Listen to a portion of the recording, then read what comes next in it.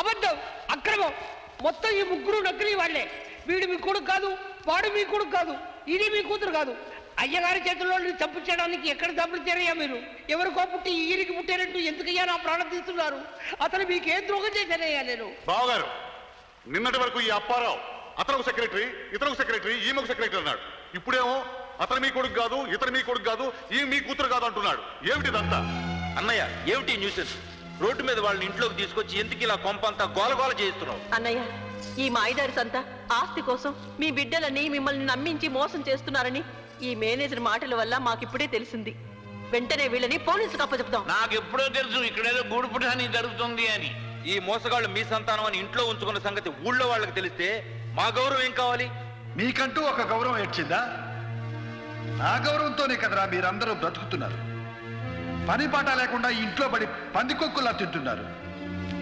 ఇక వాళ్ళంటారా మోసగాళ్లే అయి ఉండొచ్చు, కానీ అసమర్థులైన మీ అందరికంటే వాళ్లేనయ్యి. అందుకే చెబుతున్నా, ఇక నుంచి ఇంట్లో ఏం జరిగినా అడిగే హక్కు కానీ అర్హత కానీ మీకెవ్వరికి లేదు. నా కళ్ళ ముందు నుంచి వెళ్ళండి, వెళ్ళండి. మీ ముగ్గురు ఆగండి.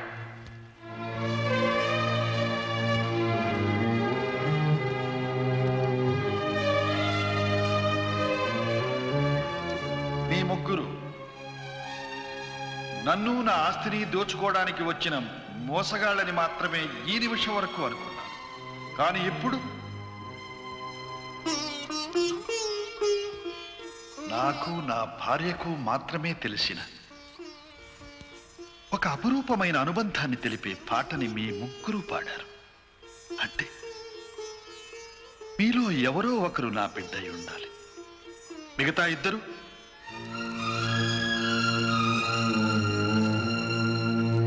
తేలుస్తాను.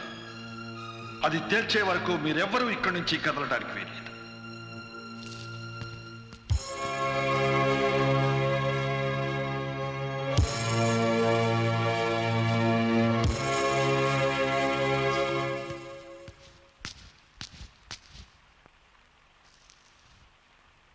ఇలారా, నిన్నే.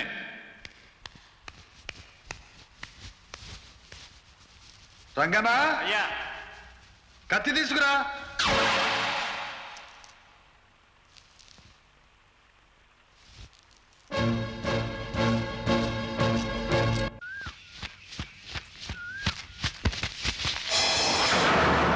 అయ్యో, ఇక్కడికి తీసుకొస్తున్నారేంటి? ఓరి నాయనో, అయ్యి బాబోయ్. రేయ్, ఈ కర్రతో ఒక్క తోపు తోసానంటే కాటి పండుగ పైనుంచి తలగిందులుగా పడి పచ్చడైపోతావు. ఇప్పుడు చెప్పరా, నువ్వు మా అన్నయ్య ఏకైక పుత్రరత్నానివా? కాదు. ఏరా, నువ్వు తండ్రి మీద ప్రేమ పొంగే వచ్చావా? కాదు. ఏరా, నువ్వు చక్రవర్తి గారి ఆస్తి కాజేయడానికి వచ్చావు కదా? అవును. ఇన్ని నిజాలు ఇంత ఫాస్ట్ గా ఒప్పుకున్నందుకు నాకు చాలా సంతోషంగా ఉంది. గురువు గారు, తెలియక అడుగుతాను. నేను వచ్చిన దగ్గర నుంచి నా బ్రహ్మాండమైన నటనతో ఇంట్లో వాళ్ళందరినీ నమ్మించారు. మీరెలా కనిపెట్టారు సార్? కోకిలి గుంపుకి ఒక కాకి వచ్చింది అనుకో, ఆ కోకిలికి తెలియపోవచ్చు కానీ దూరంగా ఉన్న కాకులకి తెలిసిపోద్ది. అలాగే ఒక దిక్కుమాల వేదమని ఇంకో దిక్కుమాల వేదో ఈజీగా కనిపెట్టేస్తారా?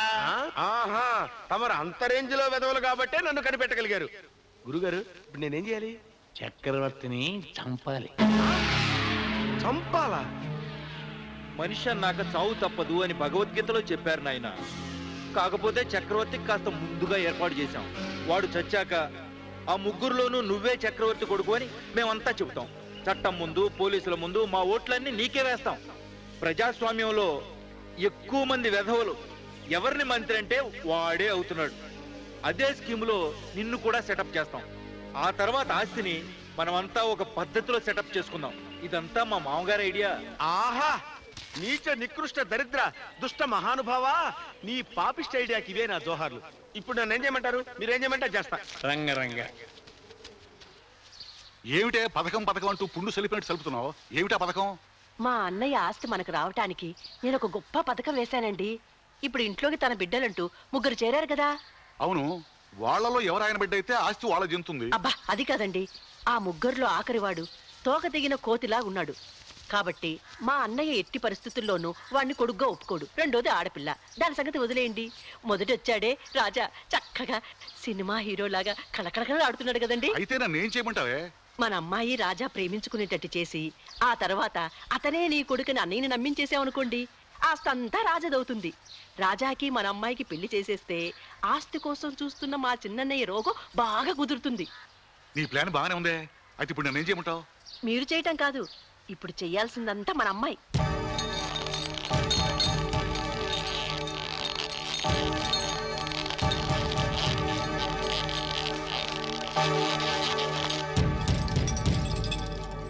ఇదిగో బ్రహ్మం, ఇది హాల్లో 5 మణుగుల బరువున్న షాండ్లియర్ తాడు.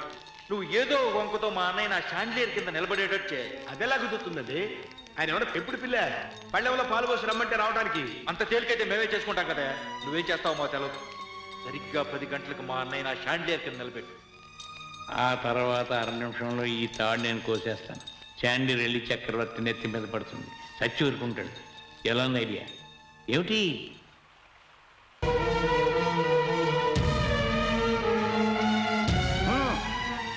తొందరగా 1 సెకండ్ సార్.